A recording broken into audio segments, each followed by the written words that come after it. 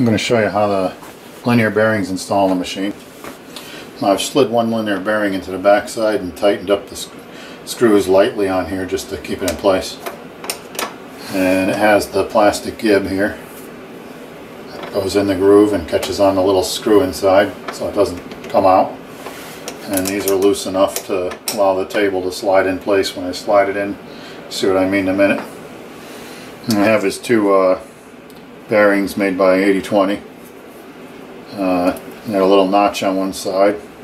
A little notch I'll be putting down in here in this groove. I'll put two of these on the machine. And then I'll just slide my table in place. Now you could not put this slide in right now, but to save time I put it in already. And I'll show you how the front one goes in.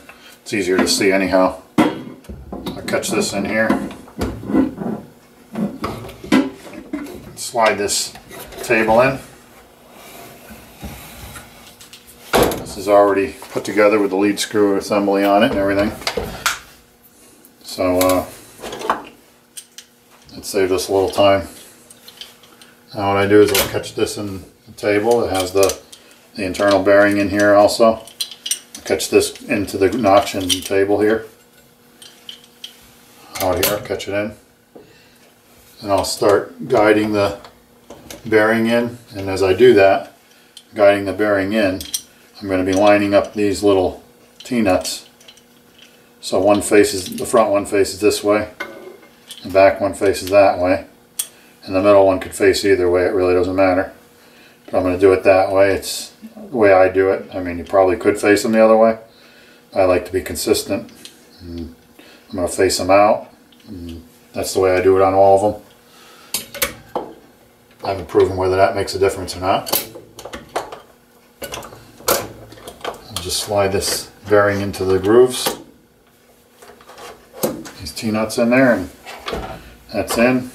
And then we'll tighten these screws up. I've already got them a little bit snugged here. I'll just make sure I got them still. Okay. Now what we're going to do is tighten up these screws in the front. Make them pretty tight. Don't want them moving. I want this to lock in real good. And by the way, this you can put them any way you want, but this bearing has the adjusting screws here. They're going to push on that plastic gib inside. This is the screw that you don't adjust this screw, the one that's in between here. This one here is just to keep that bearing from moving, that one that's on the inside. But these three here, the two outside ones and the one in the middle, are the ones you'll be adjusting to take the play out of the table. And I put it on the front here so it's real easy to get at these three screws to adjust it. You can put it in the back if you felt like it. If you had your reasons to do that, you can do that. It's just easier to get at it in the front. It wouldn't matter what kind of machine you're building. Put those screws in the easiest place to access, and you'll just make life a lot easier when you're trying to adjust them. And tighten these back ones up. Just tighten those button head screws up there on the back side. Now we have this. It's too tight. That's probably because I had these screws tightened. I'll back these off a little.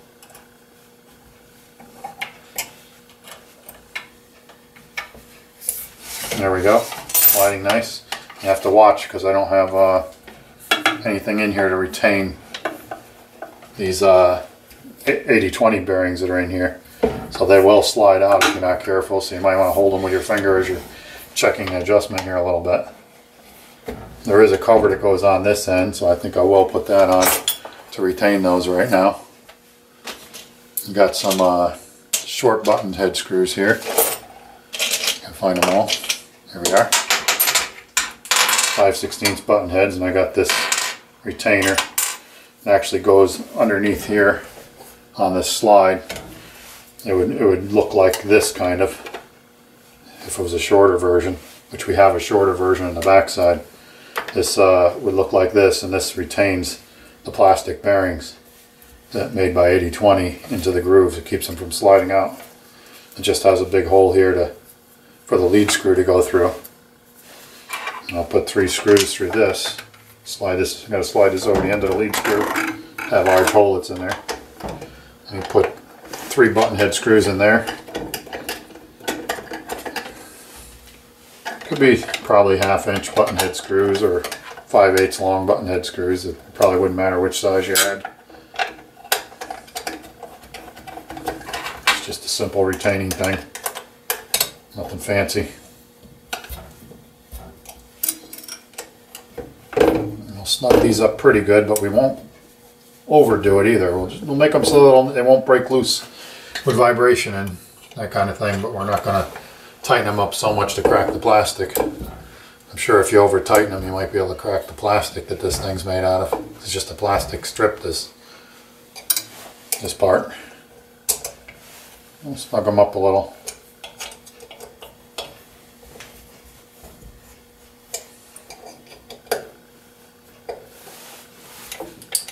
And now the bearings will be able to slide out of this end because I have nothing retaining them yet. There is a nut underneath here, any backlash nut. I'll show you pictures of that later. That helps retain the bearings. Right now we're too loose and we have to adjust these top nuts.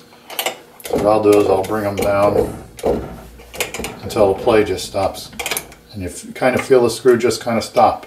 It's very light touch on these.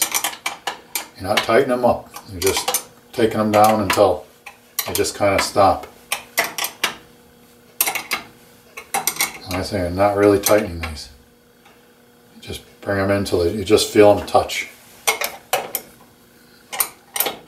You might have to back them off after. And slide this out a little. Have a little more room to adjust the back ones.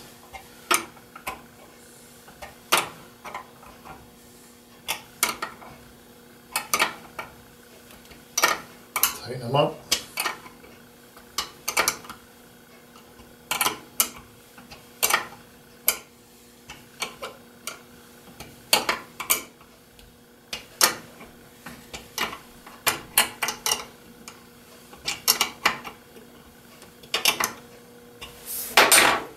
Now it's too tight, which is expected. So just check a little bit and see where we are. Back them off of here. So we get this thing to loosen up. Find the culprit here. Whichever one's making this too tight. Back side here is the big problem. So there we go. Starting to get it loosened up. That's just the lead screw, that noise rubbing inside. Until it's tightened up, it'll, with the nut on there, it'll kind of rub against that hole inside that plastic part. It's not harming it anyway. So, I actually have that pretty good. Now we're going to have to check. So I'll put my finger in here. I feel the play in between the slot and the part. And check all around. See if we have a lot of play anywhere. That's not too bad. I think most of the play is going this way. So we'll actually tighten these screws just a bit. And I'll rock the machine until I hear the play start coming out of it. Tighten them up nice and slow. Check it, see if it's not getting too tight. See, that's snugged up a little bit much. I'll back this one off a little. And we'll tighten this one up until we get some of the play out.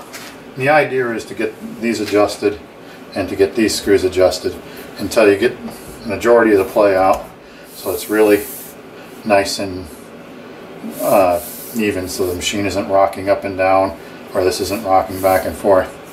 And you don't want it real tight. You don't want to have to push like crazy on this thing to move it. It should be like this lower slide here, where it's easy to move, and yet there's no play in it anywhere. And once you play around with all these screws, tightening and loosening these until you get the play where you want it, and get the machine sliding really nice like this lower slide, then you've got it.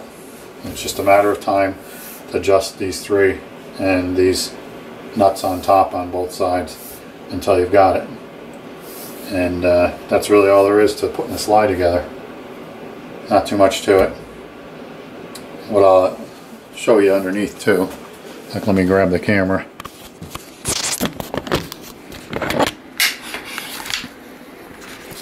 Go underneath here and I'll show you the anti-backlash nut. Now this nut here gets 2 screws in these holes. There's this hole on each side, and that'll tighten it up to the machine here, and then we can adjust this bottom screw for backlash. That's really a whole nother video to show how to adjust backlash, double check everything. But it's a pretty simple little machine to put together. I'll show you the other side here just for ahas. And you get the idea, I hope. There's more information in the written information I'll have with this. So this is just an extra video to let you know how it works.